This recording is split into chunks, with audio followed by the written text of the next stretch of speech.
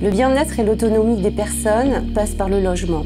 Les lieux de vie collectifs, appelés également logements intermédiaires, regroupent des formes d'habitat assez variées. Partons à la découverte de la résidence autonomie de Jouan-les-Pins, l'Esterel. La résidence autonomie est dédiée à un public autonome comme son nom l'indique, mais un public qui s'est maintenu à domicile le plus longtemps possible avec toutes les prestations de maintien à domicile que sont les aides ménagères, les soins infirmiers à domicile, le portage de repas. Il arrive un moment où la solitude se fait ressentir, où le besoin de convivialité, le besoin de maintien du lien social, le besoin de sécurité s'est fait sentir. Et il fallait apporter cette réponse. Et c'est ce qu'apporte cette résidence autonomie comme réponse.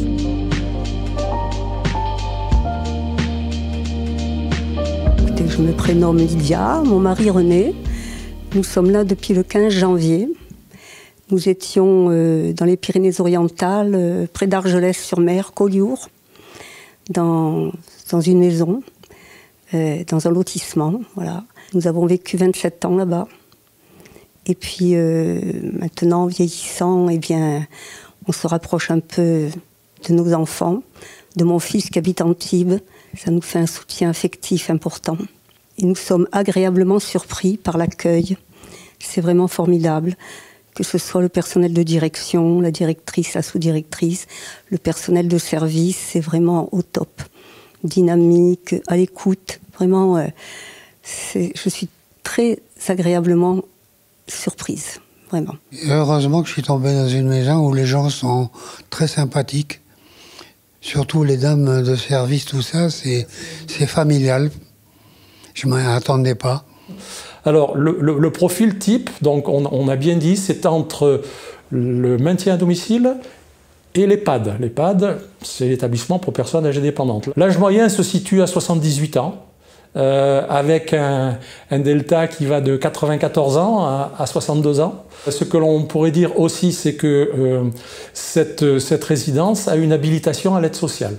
Habilitation à l'aide sociale, ce qui veut donc dire qu'il y a 30% des personnes qui ont des revenus modestes et ils peuvent bénéficier aussi de l'allocation personnalisée au logement, ce qui fait que, bon, ils ont pour 25 € par jour à tarif plein, mais pratiquement très proche de zéro pour ceux qui bénéficient à la fois de l'APL et ceux qui bénéficient de l'aide sociale, ils peuvent avoir un repas à 1,92 €, un repas complet à 1,92 €. Ensuite, il y a les repas. Qui sont très très importants aussi parce que on n'a plus toujours la force d'aller faire les grosses courses et tout ça.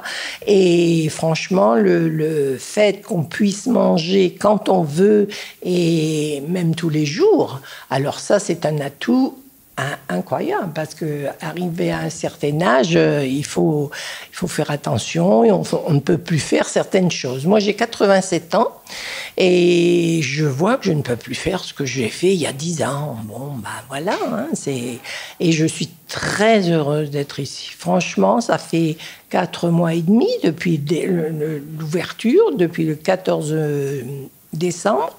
Je suis enchantée. Le T1 bis comporte une surface en gros de 33 mètres carrés avec une cuisine équipée, un coin nuit séparé, un lit de 120, une douche à l'italienne et le tout sécurisé par de la domotique et puis par une présence 24 heures sur 24, 7 jours sur 7 dans l'établissement. Le bâtiment est vraiment conçu pour cet usage par des personnes âgées. Donc les espaces du rez-de-chaussée en fait reçoivent des salles d'activité qui vont être ouvertes à la ville. En étage, on retrouve 53 logements. Ça doit donner normalement un bel outil de travail pour la ville et puis des conditions de réception pour des résidents qui sont, on va dire, optimum, puisque aujourd'hui c'est quand même une très belle résidence qui s'apparente à un cadre quasi hôtelier. En tout cas, ça n'a rien à voir avec une EHPAD. J'ai une famille avec 3 grands-enfants, 5 petits-enfants, une arrière-petite-fille. Ils habitent aussi dans la région. Et je me disais, moi, en vieillissant, je ne veux pas aller chez les enfants. Ils sont tous très gentils, adorables. Moi, j'ai gardé ma maman toute sa vie. Elle est morte à 97 ans et demi, dans les Alpes de Haute-Provence. J'ai dit, voilà, C'est ce qu'il me faut. Pas un EHPAD, mais l'autonomie. Je peux aller où je veux, on ne vient pas m'embêter à la maison. Et alors là, c'est le Club Med. J'ai déniché le Club Med à Juan-les-Pins. Et c'est la vérité. Et j'ai la vue sur la mer. Je ne peux pas être mieux. Voilà, je vous raconte un petit peu ma vie. Je voudrais finir tous mes jours ici. Et on a fait des amis, des connaissances et maintenant des amis. Nous sommes avec les dames souvent. On se dit tu tout le temps. Si ils ont besoin de quelque chose, même ailleurs, dans l'autre à côté, l'autre bâtiment, s'il y a besoin, on est là. Moi, je fais des courses. S'il y a besoin de courses, on ramène. Ça, c'est primordial. Hein, ouais. Vous avez vu cette résidence, elle est au cœur de Juan-les-Pins, elle est près des transports, elle est près des médecins, elle est près des commerces, elle est près des pharmaciens. Elle est près de la mer, ce qui ne gâte rien.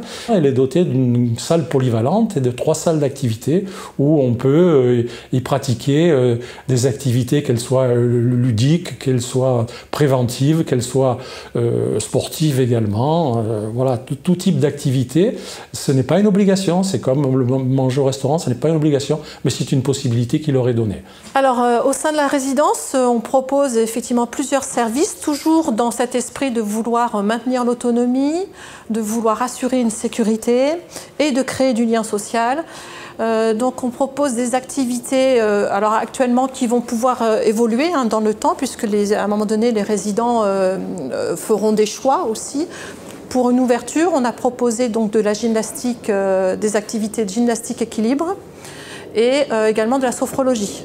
Donc ils ont de la gymnastique toutes les semaines et de la sophrologie toutes les semaines. Au-delà de ces activités, on propose des activités plus ponctuelles, comme aujourd'hui. Bon, le loto, ça marche toujours très très bien avec les personnes d'un certain âge. Et c'est vraiment un moment festif, convivial. Bah écoutez, c'est très agréable, les locaux sont récents, ça vient d'être inauguré, ou je crois que ça va être inauguré la semaine prochaine.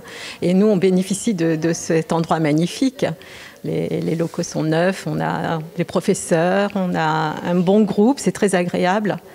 Et avec le CCAS, ça fonctionne très très bien. Donc nous accueillons 55 résidents dans 53 logements. Ils viennent ici pour des raisons sécuritaires. Ils ont besoin de se sentir entourés, accompagnés et comme ça que ce soit jour et nuit. On a la chance, alors au-delà du fait que l'établissement lui-même est sécurisé par une vidéosurveillance, nous avons la chance d'avoir du personnel ici 24 heures sur 24, 7 jours sur 7. Et par ailleurs, nous proposons aux résidents 2 dispositifs pour qu'ils se sentent en sécurité. Un premier dispositif qui est une montre, une téléalarme, tout simplement, s'ils se sentent pas bien, qu'ils peuvent actionner. Et nous avons un report sur nos téléphones portables, donc on peut agir assez rapidement. Et éventuellement, le cas échéant, même à faire appel à des secours, puisque nous ne sommes pas soignants, donc on peut pas, mais on peut prévenir.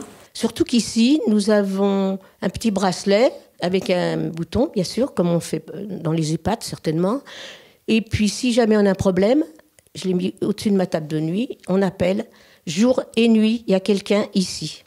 Il y a également un dispositif domotique qui permet de pouvoir capter, enfin il y a des capteurs, un dans la salle de bain et un autre au niveau de la cuisine, qui permet de savoir si le résident est présent ou pas, s'il a bougé dans son lieu de vie.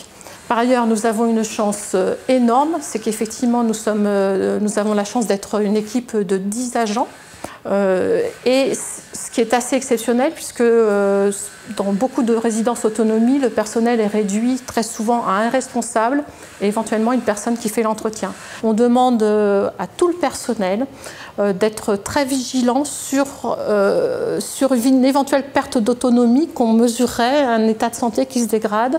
Et on peut même d'ailleurs, de fait, avancer la date anniversaire du projet de vie pour continuellement s'adapter effectivement et être au plus près des besoins et des attentes de chacun de nos résidents. Le financement, cet établissement est revenu à 10 millions, allez, 11 millions, on va dire, 11 millions.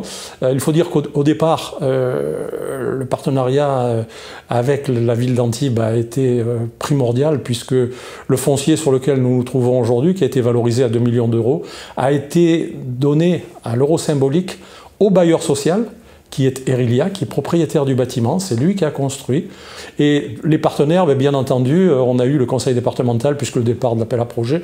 Après, on a eu les financeurs, que sont entre autres la CARSAT, pour un prêt à taux zéro, plus une subvention d'équipement.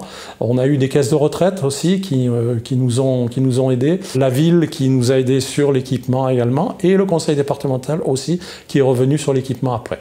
La CARSAT a été le premier partenaire à nos côtés et dès le début, et sur déjà la première résidence autonomie en centre-ville, et sur celle-ci, et bien entendu, notre partenariat continuera sur la troisième. Je travaille à la CARSAT pour accompagner les structures qui souhaitent mettre en œuvre un projet autour de la personne âgée autonome, des projets d'habitat, un habitat intermédiaire, c'est-à-dire un habitat entre le logement, le domicile du senior et l'EHPAD, donc des habitats qu'on souhaite développer, qu'on souhaite soutenir à travers des financements qui sont possibles soit via une subvention, soit via un prêt à taux zéro sur 20 ans. Dans la résidence autonomie Esterel, donc à Antibes, on a pu les accompagner aussi bien sur la partie bâtie. On a aidé le propriétaire avec un prêt à taux zéro sur 20 ans pour pouvoir créer cette résidence. Et on a pu aussi aider le CCAS d'Antibes dans l'équipement de cette structure, donc aussi bien dans les espaces communs, avec les fauteuils, les tables, que les logements des résidents, des seniors. On souhaite à travers ces financements être un réel partenaire, un vrai partenaire financier pour toutes ces structures qui nous sollicitent, telles que les CCAS, les communes ou encore les bailleurs sociaux. Oui, ça me plaît, on est bien, franchement on est bien. Le maire il a fait des trucs vraiment bien. Hein. Bon voilà, continue à vivre comme ça, là, voilà, je suis bien. Donc moi je crois que c'était une résidence super, 3-4 étoiles, je leur donnerais.